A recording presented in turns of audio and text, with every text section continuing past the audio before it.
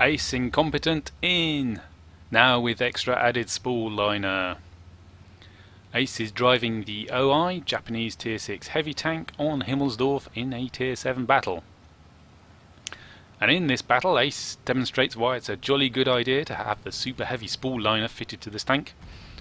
And the enemies of Ace demonstrate two cardinal mistakes to make against the OI. Ace has been started at the bottom of the hill, which is a shame. He'd actually be useful at the top, next to the chateau, that big hard cover with which to hide behind while he reloads, and plenty of mates to keep the enemy off while he reloads. That'd be a great place for Ace, but it would take so long for the OI to climb up there that the battle for the chateau is going to be over one way or the other before Ace even gets there. So he's gone for the banana road instead. He's met one enemy, and only one enemy on the banana road, which is a bit of a surprise, and that Tier 5 medium tank has wisely run off after taking his first shot. He doesn't want to be on the wrong end of this howitzer. However, he hasn't panicked, he's kept his head, and he hasn't run off straight past the gap in the buildings, affording Ace a shot. No, he's waited for Ace to move on, and now he's running again, all the way around the corner. Now normally it'd be absolutely pointless trying to chase a medium down in this tank because it's so slow, the medium's so fast. But with hindsight, you can notice that the Panzer IV-H has run into a position where he's stuck. He can't run anymore without going into Allies' field of fire, so Ace could have chased him down, but he didn't. Never mind, hindsight and everything. Instead, Ace decides, let's see if we can help people on the hill. Can we actually get up and take the enemy by surprise in the rear before the rest of the team up the top of the chateau are dead? Because they are suffering, they're losing quite badly up there.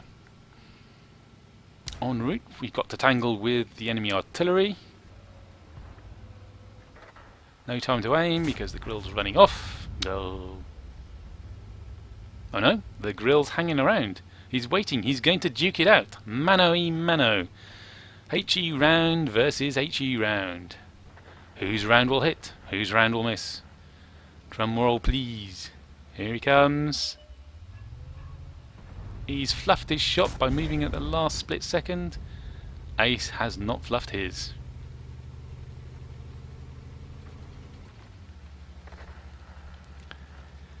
The enemy has finished off our allies on the top of the hill. Now I'm slowing it down for a reason. It gets a bit busy here on in and there's a lot to talk about.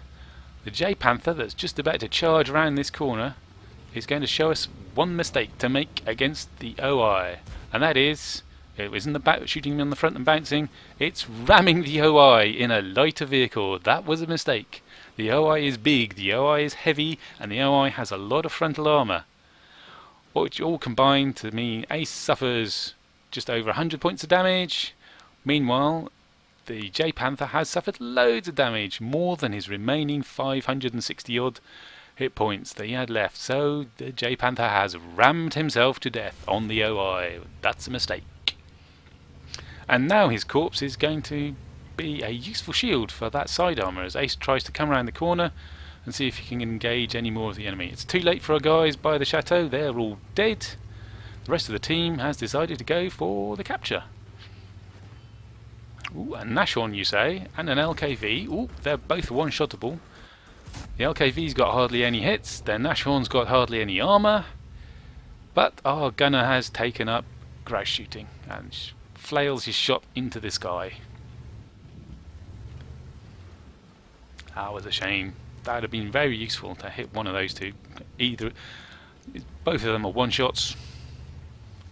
Well, they're sticking around, so maybe we can come around the corner and do it again.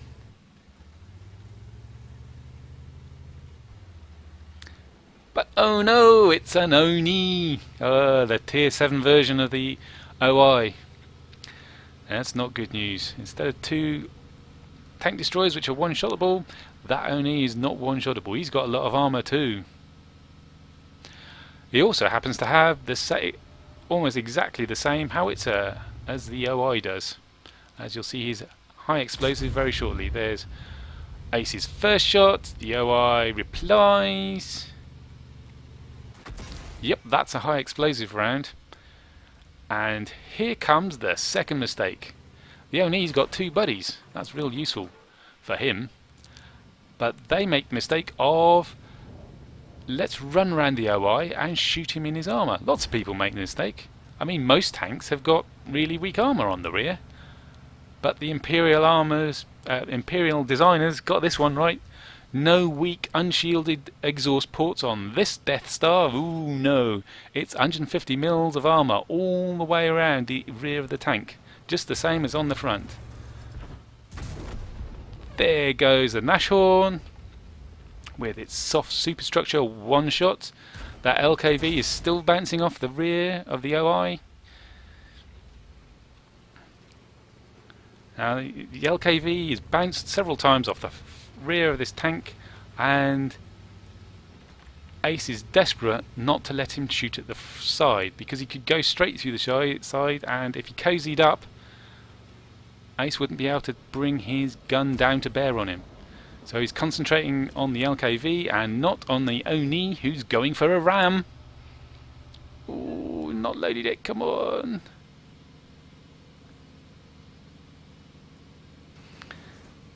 There's a ram from the Oni, who suffers damage and Ace doesn't. More on that in a second. There, finally, a shot that hits the LKV. He's vaporised the LKV in one shot. And the Oni's... is he going to try for another ram? The Oni doesn't have the spall line, I don't think. Because these two tanks are practically the same weight. They've got practically the same armour. And the Oni rams 3 times. He's persistent. And every time he does no damage to Ace but suffers damage himself. That's why you should have a spall liner. The Oni doesn't have one fitted, Ace does. Ace is alright, Oni suffers damage. Now here comes the incomprehensible bit of this battle.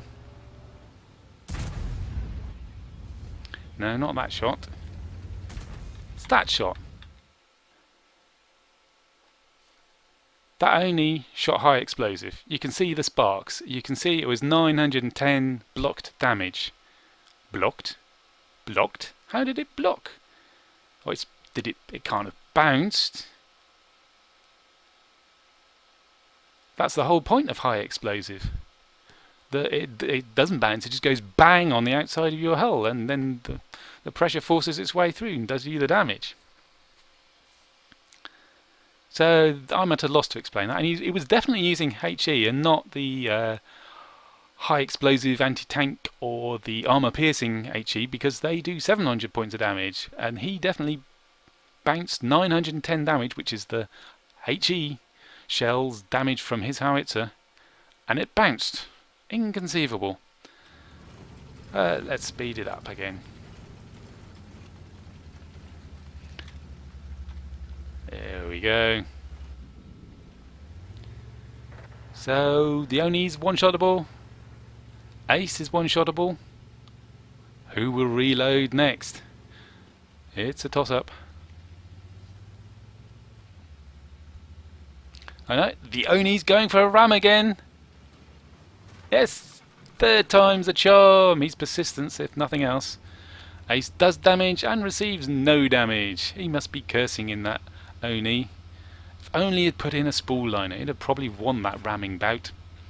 But Ace is reloaded, Ace is shot, Ace has finished him off. Just as the battle ends, Ace finishes off the last enemy tank. The rest of the team have managed to kill the other remaining enemy tank, and they've got a full base capture as well.